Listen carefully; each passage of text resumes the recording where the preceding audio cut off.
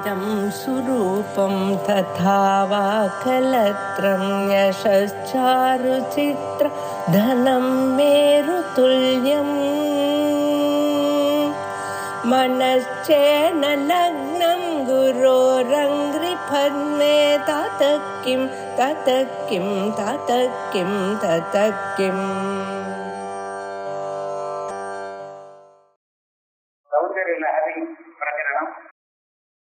அற்புதமாக அம்பாட்டிய திவ்யமான ஒரு சரித்திரத்தை கைலாசத்திலிருந்து கொண்டு வந்த அம்பாட்டிய தோற்ற வடிவமாக அமைஞ்சது நமக்கு அனுகிரகம் பண்ணியிருக்கார் ஆச்சாரியார். ஞானமானது முக்திக்கு காரணம்.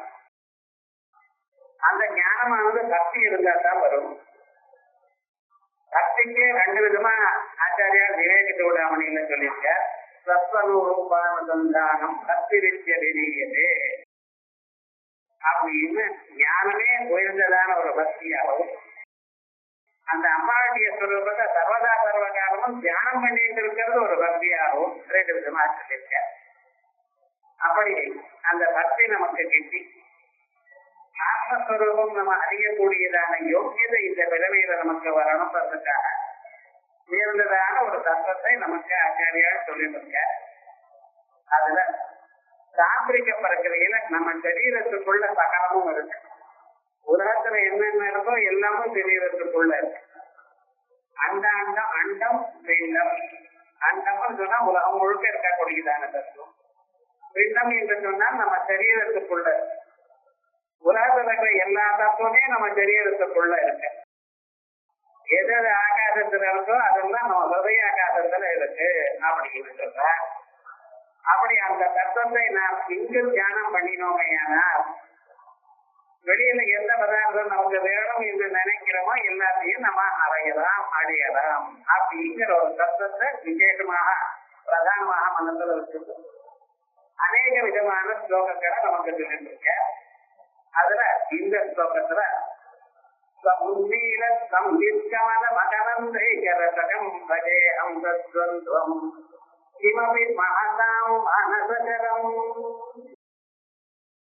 மகான்களுடைய மனசுல இருக்கக்கூடியதான ஒரு திவ்யமான ஒரு காட்சி. ஒரு பெரிய சரசு, அந்த குளத்துல ரெண்டு அன்னப்பட்சிகள் இருக்கிறது. இந்த அன்னப்பட்சிகள் இருக்கிறதாக தியானம் பண்ணணும் அப்படிங்கிற. அந்த அன்னப்பட்சிகள் யாரு? அது குருபாதங்கள்னு வச்சிருந்தோம். இல்ல அம்பாளும் பரமேஸ்வரனும் சபானீசங்கர இந்த அம்சம். இந்த அம்சம்னு சொன்னாலே அது ஒரு விசேஷமான ஒரு தத்துவம். இந்த அம்சம்னு சொன்னா அன்னப்பட்சின்னு நம்ம சொல்றோம். ஆனா இந்த அன்னப்பட்சிக்கு இருக்கக்கூடியதான ஒரு குணம் நம்ம பார்க்கணும். வேற எந்த பிராணிக்கும் இல்லாதான உயர்ந்ததான ஒரு தத்துவம் அன்னப்பட்சிக்கு பதார்த்தம் இருக்க. என்னது? பாதம் ஜலமும் கலந்துலாம அதுல பாதம் மட்டும் வழி ஜலத்தை விடக்கூடியதான தத்துவம் அது அன்னப்பட்சிக்கு ஒன்றுதான் உண்டு. உலகத்துல வேற எந்த பிராணிக்கும் கிடையாது. எவ்வளவு கடந்திருந்த போதிலும் அதை பிரித்து நல்லது மட்டும் கை கொண்டு கெட்டதை விட்டுறதுங்கிற ஒரு குணம் இருக்கிறதுல அது அன்னப்பட்சிக்கு தான் உண்டு. அதே போலதான் ஒரு அன்னப்பட்சி நம்ம சரீரத்துக்குள்ள இருக்கு. ரெண்டு பட்சிகள் இருக்கு. உபனிஷத்துல சொல்லும் பொழுது நம்ம சரீரத்துக்குள்ள துவாசுபர்மா அப்படின்னு ரெண்டு பட்சிகள் இருக்கிறதா சொல்லணும். சமானமான இந்த சரீரத்துல ரெண்டு பட்சிகள் இருக்கு. ஒண்ணு ஜீவன்கிற ஒரு பட்சி, ஒண்ணு ஈஸ்வரன்கிற ஒரு பட்சி அப்படின்னு சொல்லுது. அதே மாதிரி இங்க ரெண்டு அம்சப்பட்சி அம்சங்கள் இருக்கு. இந்த அம்சம்னு சொன்னாலே நம்ம என்ன சொல்லியிருக்கோம்? இப்ப பாதம் ஜலமும் கலந்திருந்தா அதுல பாதம் மட்டும் பருகி ஜலத்தை விட்டுற வேண்டியது. அது அன்னப்பட்சியினுடைய குணம். அதே மாதிரியா நம்ம சரீரத்துக்குள்ள ரெண்டு அன்னப்பட்சிகள் இருக்கு. இந்த ரெண்டு அன்னப்பட்சிகளை நம்மள என்ன குறிக்கிறது அப்படின்னு பார்க்கணும். இந்த அம்சான்னு சொல்றோம் பார்த்தீங்கன்னா சம்ஸ்கிருதத்துல அம்சான்னு சொல்றோம். இது குரு மந்திரம்னு சொல்றது. அது என்னவா இதாகிறது அப்படின்னா, நீங்க மூச்சு காத்த உள்ள இருக்கும் பொழுது அகம்னு இருக்கிறேன், விடும் பொழுது சகான்னு. ஒவ்வொரு தடவை ஆற்றுக்கு போய் ட்ரை பண்ணி பாருங்க. அகம் சஹா அகம் சஹா, அகம் நான், சஹா அவர். இது சொல்லாமலேயே நீங்க சொல்லிட்டு இதுக்குதான் அஜபா காயத்ரின்னு. ஜபம் பண்ணாமலேயே அந்த காயத்ரியினுடைய தத்துவம். ஜபம் பண்ணாத நீங்க என்ன, நீங்க கான்சியஸா ஜபம் பண்ணதே பாருங்க, தெரிந்து கொண்டு பண்ணல. மூச்சுக்காக விடாம உங்களால் இருக்க முடியாது, ஆகையால் விட்டு இருக்கேன். விடாம இருந்து பாருங்களேன், முடியாது. மூச்சுக்காக விட்டு இருக்கேன். அதை விடும் பொழுது அகம் சஹா சஹா அகம், அம்ச சோகம் சோகம் அம்சா சொல்லிட்டே இருக்கேன். அதுதான் அம்ச துவந்தம்னு சொல்றது. இந்த ரெண்டு அம்ச துவந்தம் இருக்கேன், ரெண்டு அம்சங்கள் அகம் சஹா சஹா அகம் அப்படின்னு சொல்லக்கூடியதான ரெண்டும் மகா வாக்கியங்களை குறிக்கிறது, ஜீவ பிரம்ம ஐக்கியத்தை குறிக்கிறது. அந்த ஜீவ பிரம்ம ஐக்கியம் நமக்கு எப்படி தெரிகிறது? உபனிஷத்துகள் வழியாக தெரியாது. அந்த உபனிஷத்துகளை நம்ம படிச்சிருந்தா தெரியாது, அது குருமுகமாக அறியணும்.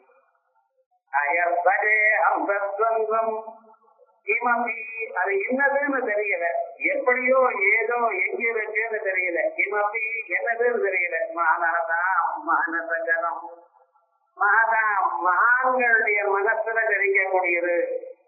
சாதாரணமாக ஒரு இடத்துல மனுஷியாள்னா இருக்க, ஆனா இந்த மனுஷியான அந்த தத்துவத்தை புரிஞ்சுக்கிறானா? புரிஞ்சுக்கிறான். அதை யாரு புரிஞ்சுக்கிறா?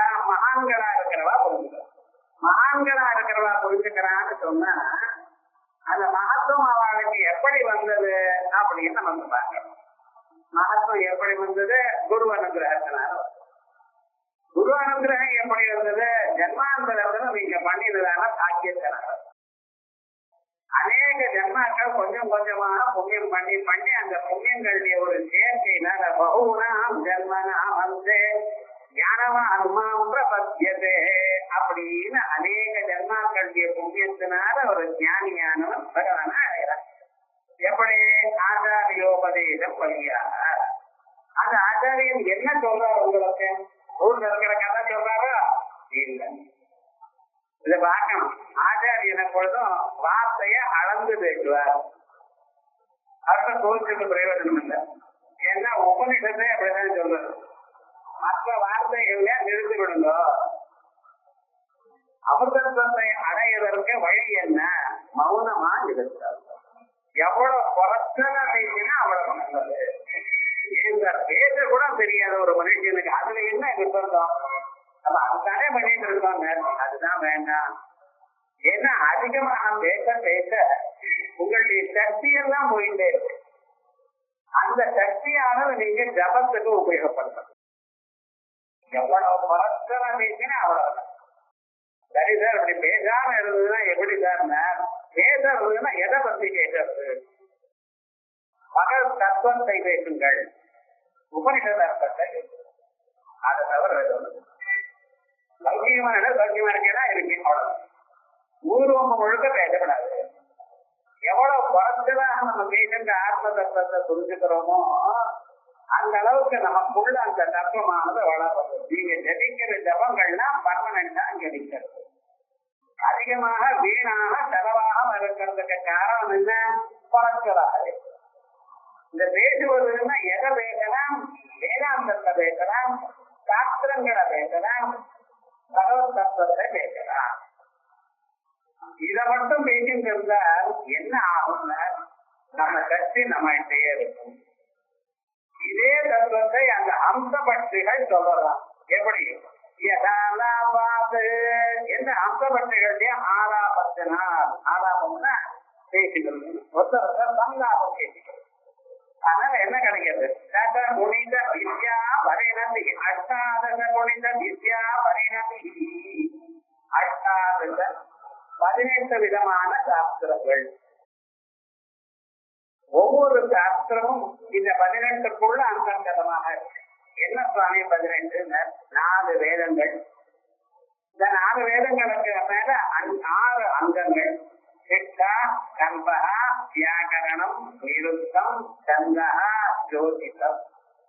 இந்த 6 அங்கங்கள் எதற்கு? அந்த வேதங்களுக்கு. அந்த வேதங்களானது இந்த 6 அங்கங்களோடு சேர்ந்து தன்னுடைய அர்த்தத்தை சொல்லும். வியாக்கரணம் இல்லாமல் வேதத்துக்கு அர்த்தம் சொல்ல முடியாது. இப்படி வேதத்தை சொல்லணும் என்று அறிந்து அது வேதத்தை சொல்லணும். ஏன்னா வேதத்தை சொல்லும் பொழுது எழுத்துகள்லாம் எப்படி ப்ரொனவுன்ஸ் பண்ணணும்னு நமக்கு தெரியணும். அதே போலயே அந்த வேதங்களை ரொம்ப வேகமாகவும் சொல்லப்படாது, நிதானமாகவும் சொல்லப்படாது. எழுத கடிச்சுன்னு சொல்லப்படாது, மெல்லமாகவும் மேலோட வயிற்றாகவும் சொல்லப்படாது. அப்படி அதுக்கு நடந்ததாக அதுக்காகத்தான் குருமுகமாக ஜெயனம் பண்ணணும்னு சொல்றது. அப்படி நாம சொன்னாதான் நம்ம சரீரத்துக்குள்ள இருக்கக்கூடியதான நாடிகள்ல நன்றாக அகழ்ந்து அதனுடைய தத்துவம் நமக்கு நன்றாகும். அப்படி கண்பாக அந்த வேத மந்திரங்கள்லாம் எப்படி உபதேசம் பண்றது, எங்கே உபயோகப்படுத்துறது, வேதங்கள் இருக்கு, மந்திரங்கள் இருக்கு. அந்த மந்திரங்களை எங்கே உபயோகப்படுத்தணும், எப்படி உபயோகப்படுத்தணும் நமக்கு தெரியாத. கற்பூர் ஆசிரியர் தான் நடத்துறாங்க. அது ஏன் கற்பூர் ஆசிரியர் தான் அந்த மந்திரம் தான் சொல்லணும், வேற மந்திரம் சொன்னா என்ன, இவை எல்லாம் கம்பங்கள் இருக்கு. அதே போல நிருத்தம் வேதத்தில் இருக்கிற பதங்களுக்கு என்ன அர்த்தம்னு டிக்ஷனரி சொல்றது. கந்த வேதத்துல என்னென்ன மந்திரம் இருக்கு, அது எந்தெந்த செய்யுள்ள இருக்குங்கிறது கந்தம். இந்த கர்மாக்கள்லாம் எந்த சமயத்துல நம்ம அனுஷ்டானம் பண்ணணும்ங்கிறது ஜோதிஷாஸ்திரம். இப்படி 6 அங்கங்களும் நமக்கு வேதத்தை எப்படி உபயோகப்படுத்தணும்னு சொல்லும். இதாட்ட 4 வேதங்கள் 6 அங்கங்கள். இது சொன்ன பிறகு அதை நம்ம வாழ்க்கையில எப்படி எங்க உபயோகப்படுத்திக் கொள்ளணும்னு சொல்றது தர்மசாஸ்திரம். இது போல முன்னோர்கள் இதை எப்படி அனுஷ்டானம் பண்ணினாலா இல்லையா, அதனால என்ன லாபத்தை அடைஞ்சான்னு சொல்றதுக்காக கதை புராணம். முன்னால நடந்ததான சரித்திரம். அதற்கு பிறகு எப்படி கர்மாக்களை எதற்காக உபயோகப்படுத்தணும்னு சொல்றது மீமாம்சா சாஸ்திரம். அதுக்கப்புறம் நியாயம். இப்படி 4 அடுத்ததாக உபவேதங்கள். அதற்கு பின்னால ஆயுர்வேதம், தனுர்வேதம், காந்தர்வ வேதம், அதுக்கப்புறம் அர்த்த சாஸ்திரம், எக்கனாமிக்ஸ் சொல்றது பார்த்தீங்கன்னா இது. இந்த 4 மொத்தம் எத்தனை ஆச்சு? 18. இந்த 18 விதமான விஜய்களும் நமக்கு வரும். இது உள்ள இருக்கக்கூடியதான 2 அன்னப்பட்சிகளும் ஆலாபம் பண்ணினா நம்ம தெரியறதுக்குள்ள அன்னப்பட்சிகளை நம்ம பேச விடல. ஏன்னா நாம பேசிட்டு இருக்கோம். எப்ப பாரு நம்ம பேசிட்டு இருந்தா அது சும்மா இருக்கு. எப்ப நீங்க பேசாமல் தியானம் பண்ண ஆரம்பிச்சோட உள்ள இருக்கிற அந்த அன்னப்பட்சிகள் ஒன்று சொன்னா ஆலாபம் பண்ண தொடங்கும். அப்பொழுது நமக்கு அதுல இருந்து ஆரம்பிச்சு உயர்ந்ததான இந்த ஞானங்கள் வரும். அஷ்டாதச குணித வித்யா பரிணதி யதாதத்தே தோஷ குணம் அகிலம் அத்தியப்பயைவ. யதாதத்தே எதை எடுத்துக்கிறதோ எப்படி தோஷங்கள் நிறத்திலிருந்து குணம் குணத்தை அது அன்னபட்சிய சுவாவம் என்ன சொல்லுங்க பார்க்கலாம். பானம் ஜலமும் கலந்திருந்தா பானவத்தும் கொள்ளும் ஜலத்தை விட்டுவிடும். அதே போல நமக்குள்ள தோஷமும் குணமும் 2 கலந்து தான் இருக்கு. ஏன்னா அதனால்தானே நம்ம பிறந்திருக்கோம். உபாத்தியாமேவ மனுஷிய லோகம். மனுஷனாக புண்ணியமும் பாவமும் சேர்ந்து வச்சிருக்க பண்ணினா அதனால்தான் மனுஷ நிலை வந்துருக்கு. வெறும் புண்ணியம் மட்டும் பண்ணிருந்தா சொந்த பிறந்திருப்பான், பாவங்கள் மட்டும் பிறந்திருந்தா நமக்கு பிறந்திருப்பான். இந்த 2ம் இல்லாமல் புண்ணியமும் பாவம் கலந்து பண்ணியிருக்கேன். ஆகையால் என்ன ஆயிரத்தி இவனுக்கு மனுஷ விளைவு கிடைச்சிருக்கு. இந்த மாநில விதவையாக இவன் என்ன பண்ணிட்டு இருக்கான், லோகத்துல விவகாரம் பண்ணி கொண்டிருக்கான். இவனிடத்துல இருந்து தோஷமும் குணமும் கலந்து இருப்பதனால் தோஷங்களை நீக்கி குணத்தை மட்டும் வருகணும். அதுக்கு அன்னப்பட்டு தோஷங்களை நீக்கி குணத்தை மட்டும் எடுக்கணும். நமக்கு தோஷங்கள் தான் அப்பப்ப வேலை செய்யுது. ஈர்த்திய, அசூய, காமம், குரோதம், கோபம். இன்னைக்கு ஒரு நாள் கோவித்துக் கொள்ளாமல் இருக்கணும் நினைச்சு பாருங்க. காலம் அப்பவே போச்சு, ரொம்ப கஷ்டம். இன்னைக்கு யாரும் எவ்வளவுபடிப்பட்ட சூழ்நிலையா இருந்தாலும் யாரும் வையப்படாது, யாரும் கோபித்துக் கொள்ளப்படாது. ஒரு நாளைக்கு நினைச்சு பாருங்க எவ்வளவு கஷ்டம்னு தெரியுது. அதே போலயே அனாவசியமாக பேசுறதில்லை. கேட்ட கேள்விக்கு பதில் சொல்றது, அனாவசியமாக பேசுறதில்லை, சங்கல்பம் பண்ணிட்டு பாருங்க. இதெல்லாம் தோணும். ஏன்னா அந்த பிராக்டிஸே பண்ணலையே. நம்ம வளர்ந்தண்ணிலிருந்து ஏதோ விதமாக மனசு போன போக்கல்னா போயிருக்கா. இது கணக்கணுமையானால் என்ன வரணும்? உள்ள இருக்கிற அன்னப்பட்டுகள் பேசணும். நமக்குள்ள இருக்கிற பட்டுகள் உள்ள கொண்டு பேச தொடங்கிட்டேயானால் நமக்கு அறிவு தானா வரும். தானா வரும். எப்படி ஒரு ஆச்சாரியன் வருவார், சொல்வார், நன்றாக புரியும். நமக்கு இருக்கக்கூடியதான் ஆனா சக்தியெல்லாம் நம்ம வீணாக்கிட்டு இருக்கோம். அது நிற்கும். வித்யா பரிணதிகி யதாதத்தே தோஷா குணமகிலம் அத்தியப்பயைவா. பால்ல இருந்து ஜலம் கலந்து இருக்குது. ஏனால் அந்த பாலும் ஜலமும் கலந்து அந்த பாலவட்டம் வரக்கூடியதான அந்த மாதிரி நமக்குள்ள இருக்கக்கூடியதான எல்லா விதமான தோஷங்களையும் நீக்கி அதில் இருக்கக்கூடியதான குணங்களை மட்டும் பருகி நமக்கு அந்த குணத்துக்கு என்ன பலம் உண்டோ அதுக்கான விதமான ஞானமும் பக்தியும் அம்பாட விடுவா. அதான் மகரந்தை கரதிகம். இது எப்படி மலர்ந்ததான ஞானத்தாமரை சம்மித் கமலம். கமலம்னா தாமரை, சம்மித்துனா சைத்தன்யம், ஞானம். இந்த ஞானமானது தாமரையாட்ட எப்படி மலர்வதோ அப்படி மலர்ந்து அதற்குள்ள இருக்கக்கூடியதான மகரந்தை கரதிகம். அந்த மகரந்தத்தை அந்த தாமரையில இருக்கக்கூடியதான நல்லதோடு ஒரு வாசனை தேவை. அதை மட்டும் வரக்கூடியதான அபிமானம். அதை அப்படிப்பட்டதான பஜேகம் சத்வந்தம் கிமபி மனதாம் மனதரம். அது என்னதுன்னு சொல்ல தெரியல. அந்த அம்சம் இருக்கு. அது எப்படி இருக்கு, என்ன ஏது தெரியாது. மனதாம் மனதரம் அட்டாதத குணித வித்யா பரிணதி. எதனுடைய ஆலாபத்துல நமக்குள்ள நாம தியானம் பண்ணிட்டு தபஸ் பண்ணிட்டு இருந்தோமையானால் நம்ம கொஞ்ச நாள் ஆனப்புறம் நமக்குள்ள சில சப்தங்கள் கேட்க தொடங்கும். வீணா சப்தம், வேணு சப்தம், இப்படி சங்க சப்தம், தேவி சப்தம், இப்படி எல்லாம் சொல்லுவோம். அந்த தபஸ் பண்ண பண்ண நமக்கு காயத்ரியே பண்றது இல்லையே. கொஞ்ச நேரம் உட்கார்ந்து தபஸ் பண்ண ஆரம்பிச்சடையான ஆரம்பிச்சு இந்த உள்ள அந்த சப்தம் கேட்க ஆரம்பிச்சதுன்னா என்ன அர்த்தம்? நம்ம முன்னேறி இருக்கோம். அதனால்தான் நம்ம முன்னோர்கள்னா காயத்ரி மந்திரமானது பண்ணுங்க. ஸ்ரீகளுக்கெல்லாம் காயத்ரி இல்லதான் ராம மந்திரத்தை சொல்லுங்க, சிவமந்திரத்தை பஞ்சாட்சரத்தை சொல்லுங்க சொன்னாலும் இல்லையா. இது கண்ணை முழுந்து ஜபிக்க ஜபிக்க உள்ளூர் அந்த சப்தம் கேட்க தொடரும். 10 வருஷம் ஆட்டம் 2 வருஷம் அது பெரிய ஒன்றும் சிரமம் இல்லை.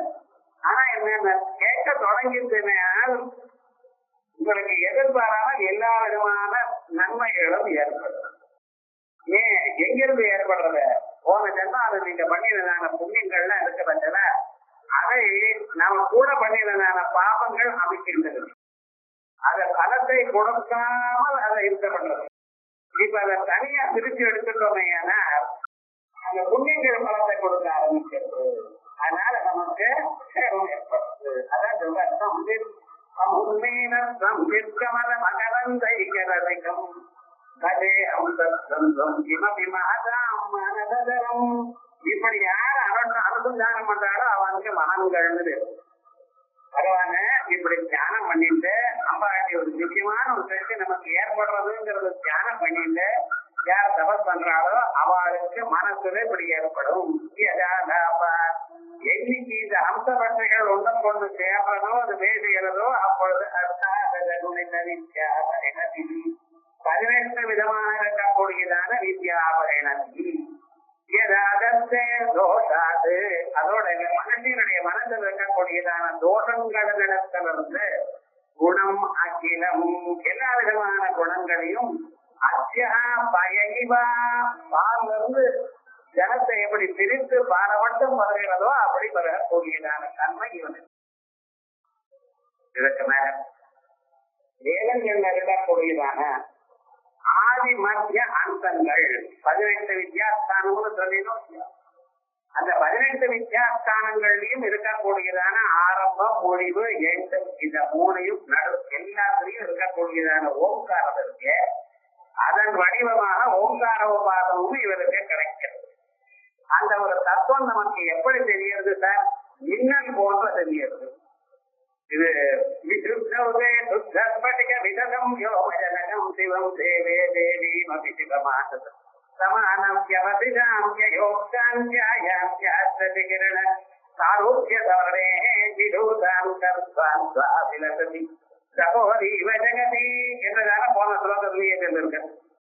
அது எப்படி ஏயோ காந்தியா யாந்தியா எந்த பாரதி பரமேஸ்வராண்டிய அந்த அம்பாள் பரமேஸ்வராண்டிய காந்தியினால அந்த காந்தி எப்படி இருக்க மின்னல் போன்றதான காந்தி நீக்கப்பட்டதான இருட்டு உள்ளிருட்டு வெளியில இருட்டு லைட்டு போட்டா போயிடும். உள்ளூர அறியாம இருங்க, எதை கேட்டாலும் தெரிய மாட்டேங்கிறது, எது சொன்னாலும் இது தெரியல புரியலைங்கிறோமே அப்படிப்பட்டதான உள்ளூர் இருக்கிற அஜானமானது தானா போயிடுது. அது எப்படி போகும்? சொன்னால்தானே நமக்கு பொருள் புரியணும். வெறுமன புரியுமா? யாராவது சொன்னாதான் புரியும். சொல்றது எப்படி புரியும்? யாரு சொல்லுவா? குரு சொல்ல. எப்படி சொல்லுவார்? இப்படி இந்த உள்ளூர் இருக்கக்கூடியதான அந்த அம்சத்வந்தத்தினுடைய தேவையினால இவ்வளவு ஏற்படும். ஆயிரம் ஒரு தெய்வடிவனாகி விளங்குகின்ற அந்நாள் மகள் ஆனந்தவல்லி அறமறைக்கு முன்னாய் நடு எங்குமாய் முடிவாய் முதன்மை தன்னை ஆரம்பத்திலையும் நடுவிலையும் கடைசியிலும் இருக்கக்கூடியதான அம்பாளை வேண்டுதல் ஒன்றுமில்லையே